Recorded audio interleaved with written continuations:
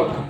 কিন্তু আজকে আমরা সচেতন না থাকার কারণে আজকে আমাদের এই পেশেন্টটা বেশি হয়, যেটা লাঘবের ক্ষেত্রে আজকে আমাদের এই বৈদ্যমহল ব্লাড ডোনার সোসাইটির মতন অসংখ্য স্বেচ্ছাসেবী সংগঠন তৈরি হয়েছে, যারা নাকি স্বেচ্ছায় মানবতার সেবক হিসেবে কাজ করছে। আপনারা বেশ কিছুদিন আগে আমাদের একটা বন্যা কবলিত হয়েছে সারা বাংলাদেশের কয়েকটা জেলাতে, আপনারা দেখেছেন। সেখানে অসংখ্য দেশবাসী তো ছিল, পাশাপাশি অসংখ্য স্বেচ্ছাসেবী সংগঠন ছিল, যারা নাকি স্বেচ্ছায় নিজেরা নিজেদের খেয়ে পরে তারা তাদেরকে চেষ্টা করেছে তাদের একটুখানি তাদের পাশে দাঁড়ানো। কখন হয়েছে? যখন নাকি নিজেকে একটা মানব সেবা হিসেবে, মানব প্রেমী হিসেবে নিজেকে তৈরি করতে পারছে। জাস্ট এটার জন্য আপনার কাছে আসা, চেষ্টা করবেন একটু মানুষের পাশে দাঁড়ানোর জন্য।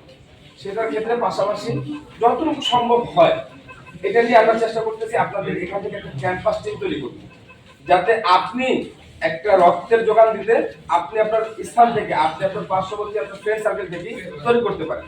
সেটা কিভাবে?